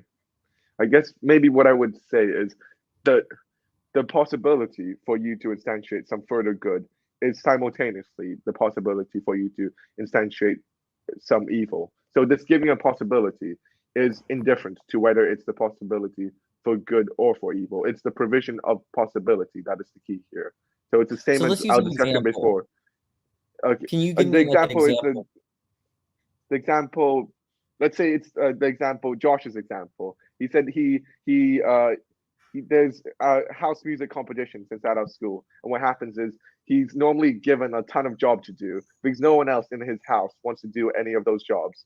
And what he says is, by him doing all of those things, he acts almost as a model from which other people he gives other people the chance to follow him and also to make the project better. But a lot of the times, people don't take up that possibility. And what we're sort of exploring is whether this not taking up the possibility of good is evil. And perhaps, I don't necessarily agree with all about what Warren says about his Kantian structure. I don't necessarily agree with him about that. I do think that perhaps just in simpler terms, I think what his, at least the second part about the possibility for good and evil, was kind of similar to what we were discussing about previously when you just first joined the chat, about kind of any action has a potential for good and evil, and that perhaps is another formulation of it. And I'm not exactly sure whether that's exactly what Warren is trying to say here, but at least it is somewhat. In terms of God, maybe, because y'all are theists. So Warren's an atheist, agnostic. Warren's an agnostic. Okay. Yes. So if we frame it in terms of God, would you say that everything that God does is good? I would say that God is perhaps the best understanding of what we know of as good. But then I would not necessarily, because I think it is, I wouldn't say I'm a divine command theorist, where I say that basically whatever God says is good. I don't think that's necessarily the best way to look at it. But rather that beside what we know of as God, we do not have any other faculty, or at least understanding of what is good. Such that I think you're giving epistemological consideration, like how is it that we come to know the good? Well, God is the best means of coming to know the good. That's going to be true on whether you're a divine command theorist or not. For instance, you brought up Kant, Warren. Kant thought that God was more like a barometer of good, not the determiner of good. Okay. Whereas someone like a divine command theorist would ontologically ground goodness in terms of either a command or a property or the nature, essence of God. But the idea here, my question was to try to understand Warren's claims, maybe. The idea is that if there's a world in which there's only God, God's the only agent, and he acts, right? He's only going to act in a right way, right? He's not going to ever do the wrong thing, right? So if that's a coherent picture, that means that doing right action, right, doesn't involve itself with the possibility of doing wrong action, right? But I didn't know if that could help tie in with what Warren was saying, given maybe Warren has issues with the way that theists construe the I guess the ontological grounding of good, but I'm not so sure. But I guess I am having a hard time understanding what Warren was saying, and I was hoping that that maybe if he were a theist, that maybe understanding the lens of God's actions as always being either morally permissible or right, that world in which he acts is going to preclude the possibility of doing evil. So I didn't know how that kind of meshed with what he was saying. Okay, or maybe to put it in the theistic framework, perhaps what we can say is that linking with the question of evil, it would be that God could not have created good without creating any evil, or to enable the possibility for any good to happen is also to enable the possibility of evil to happen. So now, why is that true? Why would a theist accept that? I think it's in the nature of the claim. I think you should do X means that there's a possibility for you to not do X, and you have to freely choose to do X in order for the choosing of that X to be good. Therefore, because you can freely choose X, you can also freely choose not X. Therefore, the enabling of the possibility of good is also the enabling of the possibility of evil. Therefore, almost the question of evil is a false question, and it's Okay, I understood the evil is first part of what necessary. you were saying. I think I understood the first part of what you're saying, and it makes sense to me. I think it might be a slight problem for theism. The idea is that if God always does the good, what would it mean to say that he should do something, if not just that he does it, right? The idea is that if there's a prescription unto God, right? If we take a prescription as leaving the future open in terms of success or failure, right? And Wait, God is sorry, sort of I need to talk to someone. okay. I think he could Well, probably still hear us though, so you could probably continue speaking. He normally still continues to hear what we're saying when he disappears. no problem. But the idea is that I think what Warren is saying, at least in the first part of what he was saying, is that if God has a prescription and he's the sort of being that always is in accord with that prescription, in what sense would it be a prescription if prescriptions allow for the possibility of success or failure? I think that that's what he's saying. Warren, do Is you that have what any you're saying, thoughts? Warren? Sorry, I missed it because Or did you it's not listen? no, because it's dinner time. But I'm just telling them that I need to finish the conversation before I go to dinner. Yeah, that's basically what happened. Are Sorry, y'all sorry. high Could you school sort of, students? yeah, high school students. Yeah. Oh my goodness. Okay, so I teach high school students. So I teach philosophy to 17, 18-year-olds at my so this is just okay, anyways, moving on. I think what Warren you're saying is that kind of what I was saying earlier, that what it means to say that I should do something leaves the possibility of either being in accord or out of accord with that, being doing the good thing or doing the evil thing, in the sense that doing whatever's against that norm is evil, right? So with respect to God's actions, if God is the sort of thing that always does the good, what weight does a prescription actually have, right? If we say that God should do X, that just sort of entails that X is happening, right? Doesn't really leave that future or that possibility, the other possibility, open at all, right? Yeah. So that's to say that if God sort of operates like a mechanism, right? Mhm. That really it's indistinguishable to say that if it's true that God's in control and and it's true that he should do X, and it's true that he's always in accord with whatever odds, right? Then you should God if God has a prescription, I should do X. It's just synonymous with X happening, right? Is that kind of like the Yeah. idea that you come? Yeah, Okay. similar. And I don't think Christian would really like this, but perhaps what I would even say Mm. is that Yeah. it's Yeah. it's a categorical confusion for us to apply the predicate good onto God, because the as I said before, every action that God does is necessary, and if it's necessary, then I don't think it's good. Or the only thing that God You don't can think you can do do anything is, randomly? well, he can do it randomly, perhaps. So then not But everything that he does is necessary, right? yeah, well, I would say that it is hard for me to square the idea that God is good or God is necessarily good. Because if you're necessarily good, then you can't choose anything but good. Therefore, Yeah, it's not I'm really sympathetic to good. what you're saying. Mhm. I think that if God could have done otherwise, it's going to have to be in the indeterministic sense, meaning that Yeah. God just sort of randomly does A. Had he done not A, that would have been just as morally Mhm. permissible, but there would have been no Yeah. explanation for why he would have done otherwise, which means that Yeah. if you're correct, which I think you are, that either if if God is actually doing the moral obligation, he necessarily does it. So all of God's actions are necessarily determined. So you have modal collapse, right? Mhm. Or that God's actions are just purely random. There's no really good explanation for why he does one or the other, right? One of the Yeah.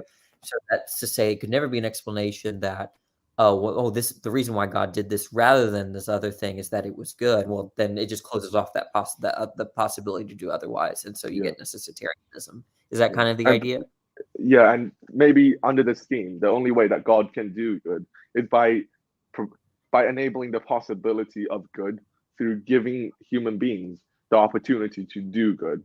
And by doing so, God also necessarily creates evil. Oh, no, necessarily not creates evil, necessarily enables the possibility of evil to exist, because following the line of argument we said before, in order to do the good, you also have the possibility to do evil. Without the possibility to do evil, there's no chance to do good. And what perhaps we, that's really me and Josh, interesting. we were squaring just then, or discussing is how does this link with a solution to the problem of evil? Yeah, so I think that if I were a theist, I would say something like, well, okay, fine, Mr. Agnostic. The possibility of evil is always there, but couldn't God actualize a world where, the good is always done despite the possibility of evil? So then there's like two problems of evil here, I think.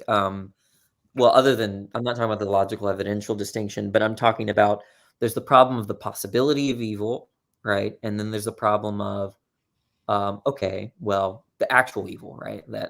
That if couldn't God actualize a world in which everyone does the good despite the possibility of evil? And then there's a question about why would God allow for the possibility of evil? Yeah, and yeah, something like that. I guess what I would say is God wouldn't be able to actualize a world where, there might conceivably be the case that there is a world wherein all the actualization of the opportunity for good or evil comes out as good. However, what God can do, the action that God can do, is to provide the possibility and to let it play out. Because if what he actualizes is really just a world where every action is done is good when provided with the opportunity, then that thing won't be good anymore, following the line of reasoning we did before. Oh, I'm losing you here, so you're gonna have to explain that one more time. Yeah. So perhaps the response would be that what God can do is God cannot actualize a world wherein everyone, provided with the possibility of doing good or evil, does the good every single time. Yeah, I don't know why that's true, but if you want to continue, go ahead.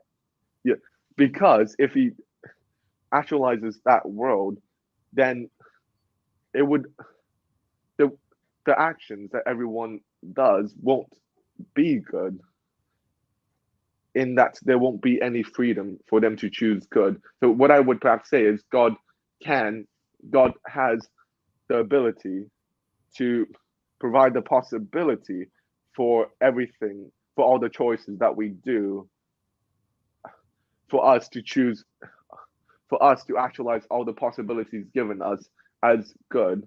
However, God does not have the ability to make it so in the current world. Perhaps can I butt in here for a second? Want to go, Josh? The question here is to really say, well, what do we mean when we're saying that God is actualizing a world? Because there's a few different ways that people could kind of picture that. There's the idea that let's make it easy. Let's make it easy. Making true. We can just say making true, right? Because I think that view, perhaps of making it true, may make it very difficult for us to sustain the idea that people are actually free. Perhaps this is what Warren's saying, and tell me if I'm wrong, Warren, but perhaps there's this idea that just assume the entire history of a certain possible world is written out in a book, and that might be the easiest way to understand it, and actualizing it just to pick that book out of an infinite library and say, well, that's the world, and in that book, everyone freely chooses to do good. Perhaps what Warren is trying to say is that that world is no longer free, and in some sense, by choosing it, by actualizing it, there is some sense of just full necessity in that world instead of any actual possibility in the world. But rather, that's what I'm losing Warren on, because I don't see that entailment. Right. So let's just look. If we think about are y'all familiar with the Molinism? Are you familiar with Molinism? So I'm not very familiar. I think Josh is.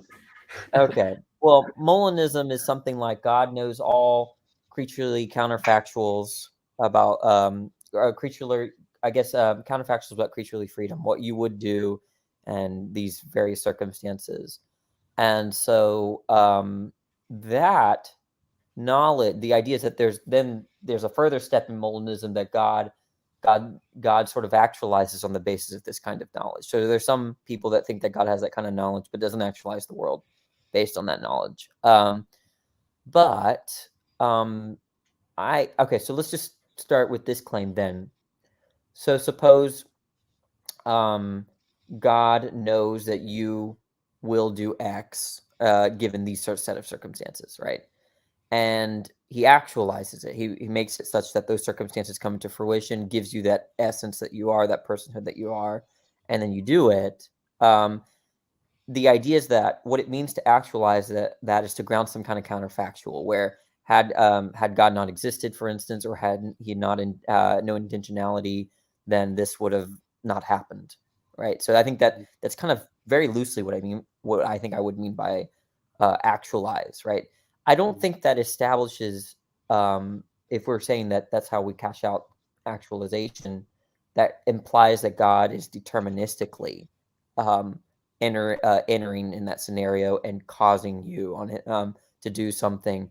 So I guess if we liken this to an example where there's this random event, and could God actualize a random event? I think he can, right? The idea is that if we give some kind of coin flipper generator that somehow indeterministically produced events, right? God could actualize a world in which that generator exists and produced random outcomes in terms of coin flipping. Seems like that's coherent, but if he actualizes that world, that doesn't imply the fact that that the coin flipping or the outcome isn't indeterministic. So I think that that's how Molinists look at it, that God can kind of see the random outcome and then actualize the circumstances to where you have that outcome, but it's not deterministically there to decide the outcome or explain the outcome itself. I think that's how they would look at it. I guess the step that I can't really connect is where you go from a God can actualize a random outcome, which I completely agree. And I think it's by actualizing a certain random outcome that God enables the good. But what I would, the step that I can't follow is how does God actualize a random outcome, but also know the result of that outcome? Okay, so this is the grounding objection to Molinism. I don't know if you're familiar, but the idea is that suppose a God knows about some future event and there's a particular random outcome in that future event.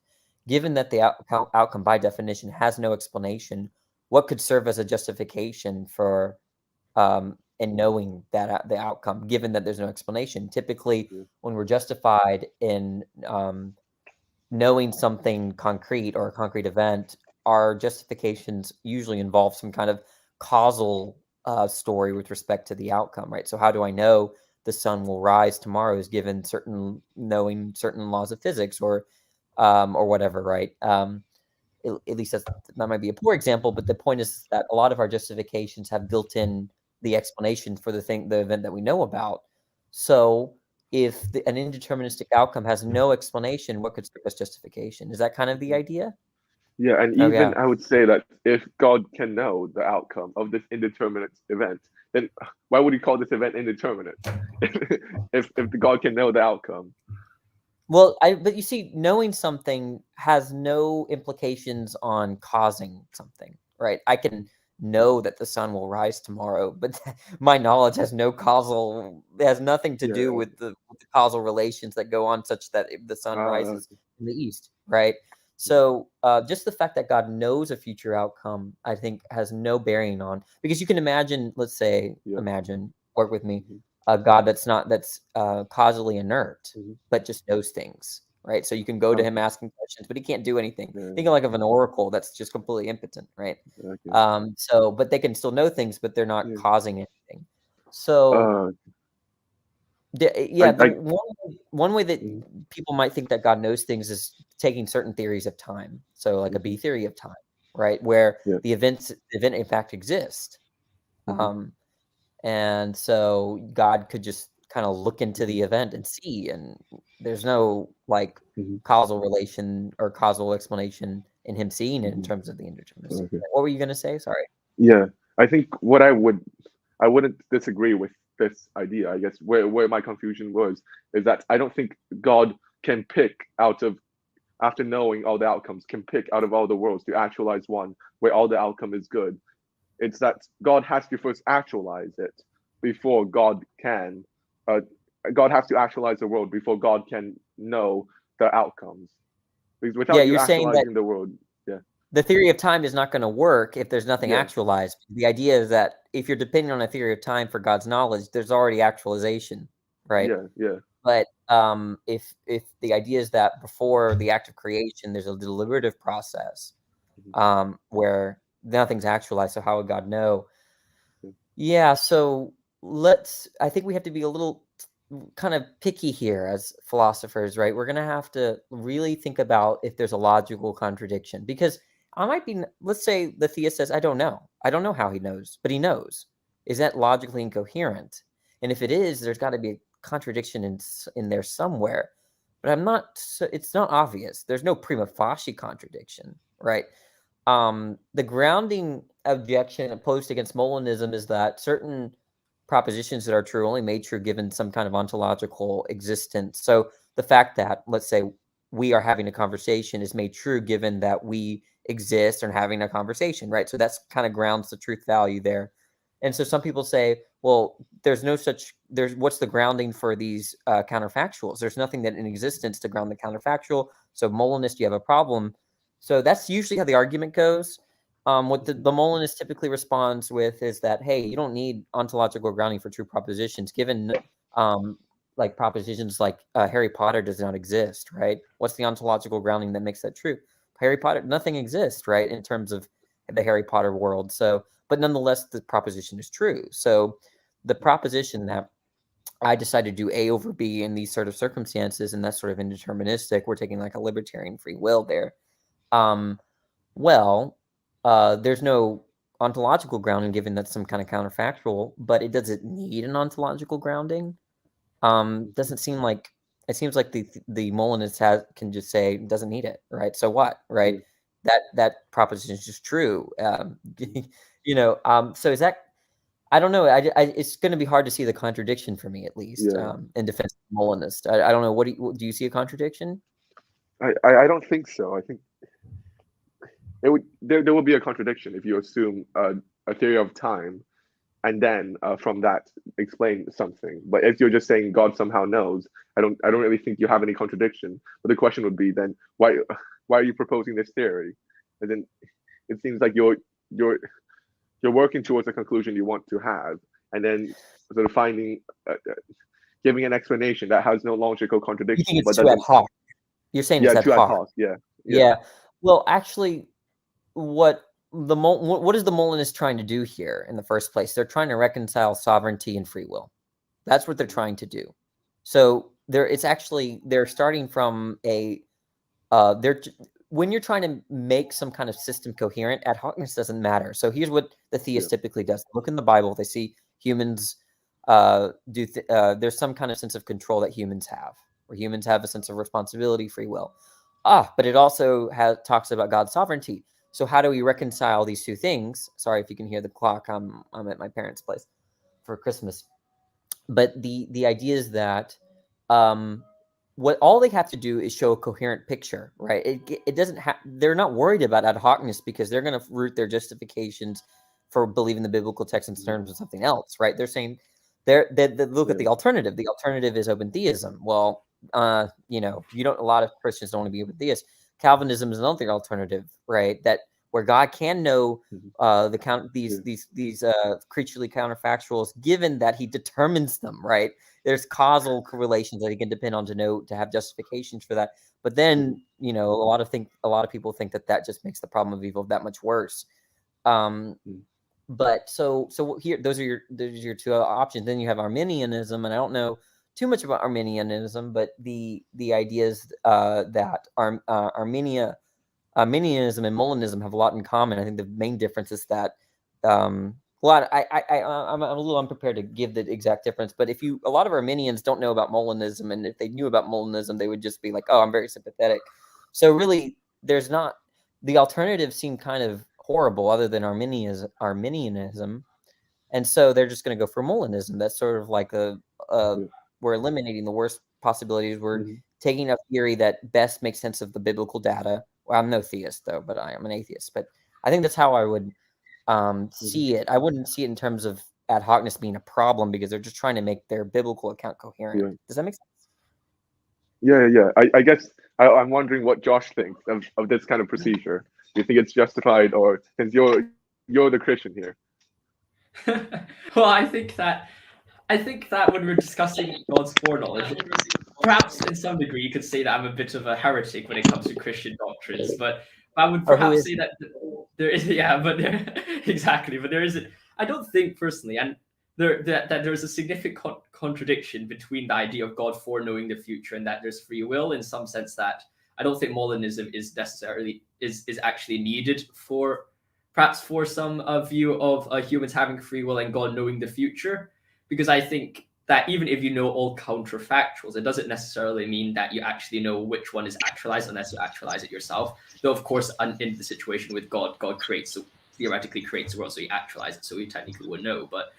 But perhaps the reason, one of the ways you can go around with it is that God creates a world. And I'm not exactly sure how close. I don't think this is necessarily open theism, but rather that God creates the world, and in that creation of the world is way more hands off than what you would see in Molinism. So Molinism is more about counterfactuals and the actualization of certain counterfactuals, perhaps. But perhaps it's even more hands off in the sense that he creates the world, but not so much as it's deistic, but rather just he creates the world, intervenes when necessary, but allows other people to act in other ways. Because I think it doesn't appear contradictory for someone to create a world and then not interfere while simultaneously knowing what will happen in the world.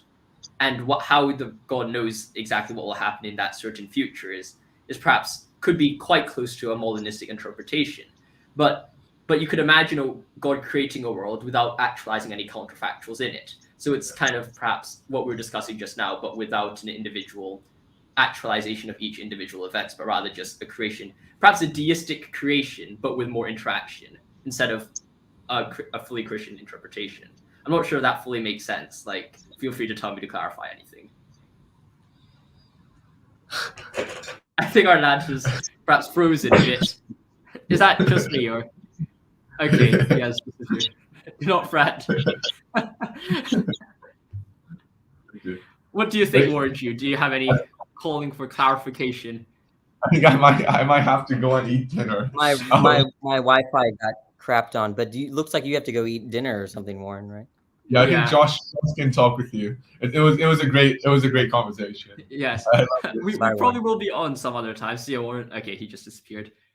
Do you want me to clarify anything? Wait, when did you start clapping out? I didn't see when you. So you were talking about the sovereignty, God's freedom and creaturely freedom, and you were trying to harmonize them in some kind of way, and you talked about God intervening when necessary. That's the last thing I remember. Mm-hmm. So perhaps to summarize what I've said, or at least the thoughts, and then you could you ask me to elaborate wherever, is just kind of the idea that you could imagine a God, like the deistic interpretation, God just creates the world and leaves it, perhaps. That just to summarize that very quickly. And you have that kind of idea. But then you could also think of a world where God creates the world and leaves it, but knows everything which happens in that world in the future.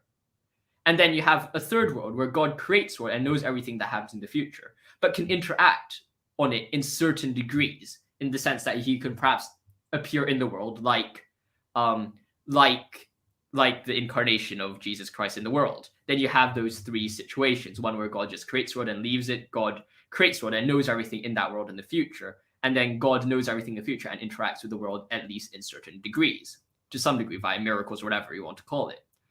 And I don't see any contradiction, perhaps, in any of the three worlds, and perhaps it is the third world that we're closest to. And instead of actually interacting or creating the world such that every single counterfactual or every single situation in the world is attuned to do good, he just creates the world and lets people to live in it, in the sense, the deistic sense. Is that clear or no? Well, it seems like I'm trying to understand what you're trying to harmonize, right? It seems like, are you trying to harmonize God's sovereignty and creaturely freedom? Like, what is it? What are the theories are supposed to? What is it? A theory supposed to be here? Is it between those two things in the apparent tension? Mm-hmm. Perhaps it's the idea that I don't see a bigger problem as a Molinist between God's foreknowledge and perhaps human creaturely freedom. So in some sense, I don't think the Molinist problem actually exists to a significant degree. Sorry, so when you say Molinist problem, you're saying that Molinism is a problem, or trying to solve a problem that's Well, really trying not to there? solve the problem. Yeah. That's not really. You don't think the problem is there kind of to begin with? Is that kind of what you're saying? Yeah, because I think Okay. well, I mean, because I think it's possible to. I'm not sure whether it came from a conversation with you, and I'm not sure whether it's fully Molinist view, because I have to admit, I'm not really this focused might too much help. on Do the you think theological that sense. are you compatibilist or incompatibilist about free will? I think you can know what happens in the future while still having free will. For example, Right, but are you a compatibilist or not about free will? Do you know what I I'll mean say by? So, do you think determinism can be true while free will can be true, or do you think they're logically exclusive to one another? I will say you can't be determined and free at the same time. So I'll say Okay, so incompatible. that's called incompatibilism. So Mhm. you're sympathetic to libertarian free will? Is that kind of what you're? Yeah. Okay. So now there's a question, right? Okay, so if indeterminism or libertarian free will is something like when you choose to act, you're the originator of your action. Okay, there's no prior set of antecedent conditions that determine one outcome rather than another. Okay, then there's going to be a tension, a prima facie tension, right? Given that there is some kind of counterfactual. If God didn't exist, we couldn't make choices, right? Mhm. So that is what the Molinist is trying to reconcile, is that our actions are indeterministic. There's no prior antecedent conditions that explain one outcome over another. But nonetheless, there is this kind of counterfactual where without God's intentionality, right, we couldn't make choices. So it seems like in some sense, there's an explanation with respect to our choices.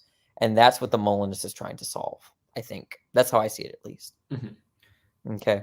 Mm-hmm. Because it appears to me that if you let's just take away God's kind of foreknowledge or the existence of God in general, even though it's not complete, we don't act in a determinate way. It does seem that when we're making free choices, we still have reasons for our choices. For example, when I'm eating breakfast, I eat breakfast because I'm hungry. There's kind of that. There's still some sense of understanding and explanation in the universe, apart from the existence of God above, perhaps. Seems like you're giving a reason for compatibilism now, or so. But you're saying that, where are you going with that? Perhaps it's the idea that we aren't determined. I will deny determinism. Perhaps the idea that we are indeed determined to do what. Yeah. Okay. So, on your view, if you choose to eat cereal rather than pancakes, is there any explanation for why you do one rather than the other? I would say there are explanations, but I wouldn't say that explanations determine exactly why I'm going to choose. For example, you could very much have the same reason to say I normally like cereal, but for the sake of choosing to eat like pancakes the same day, I'll choose pancakes instead. Okay, so I see. And perhaps that itself could be a reason, but like I wouldn't say you're determined in perhaps a physical determinist sense. Okay, so I think you're using explanation to mean something slightly different than what I mean. I take explanations to be entailing. So if the idea is that it grounds some kind of counterfactual at the very least, where like if I tripped because of a rock, if the rock explains why I tripped, it sort of entails it in the sense that there's going to be some counterfactual where had the rock not been there, I would have not tripped, right? That's kind of what explains the difference in outcomes between a world where I tripped and a world I didn't trip. And so the idea, though, for at least certain types of accounts of free will in the libertarian camp is that when you choose to do one action A over B, right, if there's some entailing explanation that's going to, on their view, it jeopardizes the possibility of doing otherwise, and they don't want that, right? At least some libertarians don't want that. So, but nonetheless, you're saying, though, there's a looser form of explanation that we can invoke, right? Where it's not entailing, right? But if it's not entailing, you're kind of leaving room. Well, first of all, you're not going to be able to ground a counterfactual. So it's not going to. So let's say, why is it that I ate Fruity Pebbles rather than dirt, right? And you might say, well, the biggest reason is that dirt tastes bad. Well, if you're saying that it's not an entailing explanation, then I don't think there would be some counterfactual, well, had Fruit Loops tasted like dirt, then I would have not eaten that either. Or if dirt had the same nutritional value or taste as Fruit Loops, then I would have eaten that. Something like that. That's a pretty poor example, but my part. But yeah, I don't know. There is talk about non-entailing explanations, but I think that the idea of a non-entailing explanation is that it's going to involve randomness or indeterminacy at the end of it. So I think that the tension for the libertarian is that you're trying to escape indeterminism because you don't want randomness. So you invoke non-entailing explanations, but non-entailing explanations are partial explanations. That's to say, the other partially unexplained part is just going to leave room for indeterminacy. So you're back to the same problem. Perhaps we could Whereas if build you have up. entailing explanations, you're talking about determination. Perhaps we could build up from what can be determined and what cannot be determined. Because I think if we look at the world, certain things are indeed determined. Perhaps the laws of nature, of course, quantum mechanics seems to perhaps might have some questions there. But I think just as the simplest kind of understanding is that there is some sense of counterfactuals. In the first example that you gave about the rock, like if you trip on a rock, you're scientifically determined to fall down. And that's perhaps a bit of a different discussion from free will. So we could perhaps build a counterfactual on that base level. Perhaps moving beyond that, it's like the question, well, is our choice to eat a banana for breakfast the same sense of determination as a physical one? It doesn't seem intuitive to me that it is exactly the same sense, that the explanation that I'm eating a banana for breakfast because it's good for my body or good for my health is as perhaps entailing as the idea that I in some sense got my head hit by a rock and now I'm dead or something like that. Yeah, there's this is interesting. I think I partially agree with you. Here's the thing. I'm not so convinced that the only sorts of entailing explanations are sorts of explanations that are understood in terms of laws or theories of nature. So I do agree, though, that if we are determined, which I do believe we are, that sort of so let's just clarify. All I take if something's determined, I just take something to have that phenomenon have an explanation. The sort of explanation where grounds are counterfactual. So we're really talking about causation, right? There are non-causal explanations like in logic and mathematics and even ethics, right? But we're not talking about those. But the idea here is that if I'm determined to make a choice rather than a different one, I think that determination is the way that we give that kind of account is going to be very different than the way that we give an account of what's happening with motion in physics, right? And I think it's pretty complicated, but very simply, it's something like this: that if I decided to be polite to you rather than be rude to you, right? And someone asks why, what's the explanation for that? I'm right. I give a reason, okay? And that reason bears a certain weight, such that it carries a sort of weight where it outweighs the other reason to be rude to you, okay? And that's the end for me. I think with intentional explanations, that's where it ends. No further explanation needed, right? Now you could then push, why is it that there's that particular weight, and then you could cite other things. But the idea is that the weight of that reason is going to be number one, entailing, okay, and number two, not further reducible, okay. I don't think reasons are reducible to like descriptive things like atoms and electrons, right? So whereas the rock in my example, right, that explains why I did trip, right? You can reduce the rock in terms of a naturalistic framework of causal necessity and laws and scientific theory, right? And in fact, you could even eliminate the rock for some other type of more fundamental phenomena, like atoms of the surround the rock and whatever, right? And you can quantify these things in a fully naturalistic framework. I don't think you can do that with reasons, right? So there's going to be a very different notion of The idea is that I think that reasons are irreducible, natural phenomena is reducible, and not only reducible, but understood in terms of a framework of theories and laws. So when I say that, oh, I had this reason to be polite to you rather than be rude to you, that's the end, right? But when I say that the rock tripped me, I could actually further describe the rock in terms of reducible phenomena like atoms, quarks, and laws of motion and whatnot. And so I think that's the main difference for me, at least in my opinion, between the determinism and the sort of type of explanation that occurs between choices and actions and free will, and then what's going on in the scientific world and the natural world, right? So it seems that we both agree, at least on one side of the deterministic spectrum, about the physical sense, perhaps, or at least we have some agreement on that sense. So it's really about moving towards the other spectrum, and perhaps what we are just, maybe the disagreement may be a bit more superficial in the sense that it might just be our definition of what it means to be free. That perhaps could also be another reason for why there is another disagreement on the other side. But perhaps moving a bit forward, where else would you say that?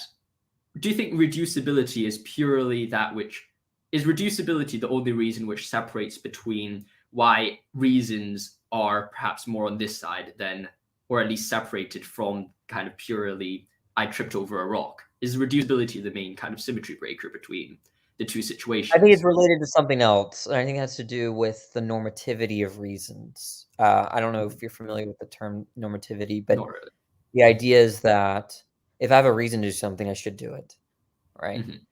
At least you might believe in external, internal reasons, doesn't matter. But the point is that with respect to our actions, there are certain imperatives that we might have that motivate our actions, whereas the rock and its behavior, right, with whatever physical structure, anatomical structure of your body, it's not doing what it should be doing. It's not doing the right or wrong thing, right? It just does according to some kind of naturalistic framework of that world, right? There's no normativity in that system. So I think that plays into the irreducibility of reasons, is because that normativity can't be reduced to now descriptive things, right? So the idea is that rocks are descriptive things, they're naturalistic things, and they can be understood in terms of more fundamental naturalistic things. So you're taking a descriptive higher level phenomena, and you're understanding in terms of more underlying phenomena. But with normativity, you can't do that given Hume's considerations of the is-ought distinction, right? You're taking an ought, right? You can't break it down any further than to these descriptive components like atoms and electrons and descriptive states of affairs like theories and stuff like that, because normative states are irreducible given that they can't be identified. There's like a really good separation, according to Hume and others, between is and ought, right? So if I have a reason to do what I did, that means let's say most reason to do what I did, okay? Then I should have done that, all things considered, right? And if I should have done that, I can't break that down. That should, and to break that down into descriptive stuff like atoms, right? Then you're going to be breaching that is-ought gap if you do, right? So I think that this kind of reducibility, laws, normativity is all intertwined in terms of freedom and the difference in the types of causation that occurs when we make choices, and the kind of causation that happens when there's a rock slide. Now, perhaps one of the most, and I wouldn't necessarily say I agree with this objection, but perhaps someone could say something along the lines that science has, in some sense, explained why we feel or think a certain way. And perhaps this goes down to the mind-body problem in some degree, and say, well, what if science does indeed explain everything you're thinking? Then would that change perhaps your view about human, or at least your view about the determinacy of reasons? Yeah, I really think they're good a priori arguments for why that can't be true. Because, I mean, there are a lot of routes, but yeah, I am a dualist. I'm a mind-body dualist, right? Because I think that, at least partially, now you talked about feelings, or in philosophy land, we call them qualitative states or qualia. Those are going to be weird. I don't really have a good account of those. I suspect that they're not reducible, but they're not. If they're not reducible, they're irreducible for different reasons that I just cited. But when we're talking about intentionality, we're talking about beliefs and desires. Those are not feelings, right? Those are not qualia. And I think that these sorts of beliefs and desires are what constitutes internal reasons. So if I believe that it's raining outside, I'm committed to that truth, and I shouldn't believe the opposite. So I think beliefs are normative. Same with desires, right? If I desire to eat breakfast in the morning at 8 a.m., then I have a reason to do it. And if I have a reason to do it, I should eat breakfast in the morning, given that desire, all things being equal. So yeah, then what science studies is descriptive stuff. Science doesn't tell you the laws of what should happen or what shouldn't happen, or tell you what's right or wrong. And I think that this notion of rightness and wrongness and good and bad are just so heavily intertwined with our intentionality, or the agential nature of ourselves, right? The fact that we're beings that act on the basis of reasons and imperatives, right? That, I don't think that can fit in a naturalistic framework, given that naturalistic frameworks are purely descriptive. And what naturalistic frameworks are the sorts of things that are studyable by the sciences. Anything outside of that is not studyable by the sciences. And perhaps one of the, I think we might actually be very similar on what we view as these reasons, though of course there's always the situations where people seem to act completely out of reasons, and you could say those people are incorrect, but there seems to be a certain sense of people who just rebelled against common reason. For example, you could ask someone, why exactly are they doing something a certain way? You could push them all to the bottom of, well, for example, I was talking to some people about like why they're underage people going drinking and doing drugs. I'm like, why are you doing that? Like originally they say, well, I'm doing it for fun. I'm like, do you not see what the health problems are? And then they agree with me. They say all the reasonable things about the problems of doing drugs when you're underage. And I mean, even if you're overage, like don't do drugs. Like that's probably not the best for you. But like they could see all the reasons in front of them that they shouldn't be doing what they are doing, but they continue to do it. So it seems that there is this perhaps a gap between someone's reasons and their choices or their actions. Yes, there's a big debate about this in philosophy. There's a paper that you should probably read if you're interested in philosophy. Paper is called Internal and External Reasons by Bernard Williams. Very short paper, very, very worth reading if you're interested in this kind of stuff.